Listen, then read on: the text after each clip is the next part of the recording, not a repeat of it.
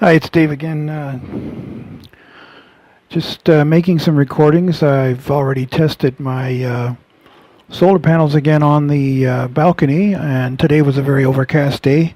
Wasn't getting any direct sunlight at all, but I did have 3 panels hooked up, and I connected my radio as in the video, and I was able to use it. I used it for about an hour. And the battery was not, the radio was drawing most of its power from the battery. The one thing I wanted to find out is just how far the battery would drop when you used high power, which is I don't recommend even with 3 solar panels, maybe in direct sunlight, but certainly not on a day like today. You cannot use high power, in my case 50 watts. And expect 40 watts actually, and expect to not drain the battery. Now I've watched some videos and read up on solar panels and batteries, in particular lead acid type steel batteries. And even though they're pretty hardy little batteries, the batteries are not bulletproof. And if you discharge them below a certain voltage rate, if you let the voltage of the battery drop below 11 point something volts, it's not good for the battery. And if you let it drop below 10.5 volts, it will kill the battery or damage it. And unfortunately, I think that must have happened the second last time I was out on the balcony, the time when I was hooking up my Yaesu 757GX. I think I might have, or no, not the GX, the TS50, when I was testing it out on the balcony with the loop antenna.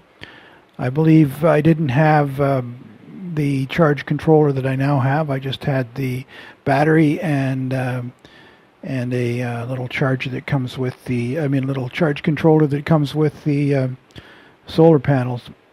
And I believe I actually must have discharged the battery down to a critical level. I may, in fact, have damaged the battery, so it wasn't. It doesn't perform very well by itself.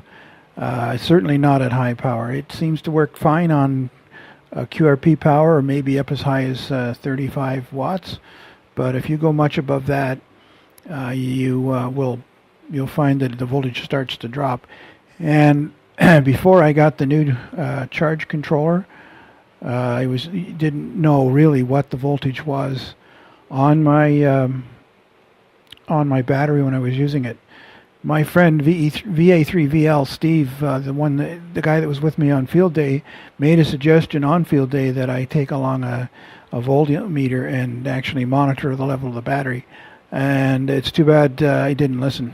So it looks like I'll have to pick up a new battery. Well, I'm not 100% sure it's been damaged. When I went out today, it was indicating 12.8 volts, and I think normally it should indicate somewhere in the neighborhood of 13.4 to 13.8 when it's fully charged. So I'll be able to check that tomorrow once the battery is fully charged. It's trickle charging as we speak. So the bottom line is, with the 3 solar panels connected, even with the lack of sunshine and the overcast and dreary looking weather, I was able to maintain the battery voltage above the recommended cutoff point. And this new charge controller, let me see if I can show it to you. There we go. This one actually shows you the voltage on the battery, the voltage of the battery, and the voltage of the voltage that's being put into the battery from the solar panels. Today was a success. I think I have a working viable station. I have my 2 loops to play with, and the version 2, or the red loop is working admirably on 40, 30, and 20, and the blue loop is working really well on 20 through 10 meters. I have a sneaking suspicion it might even work on 6. I don't have a 6-meter rig to test that theory, though. Anyways, that's it from Dave in the Messy Ham Shack.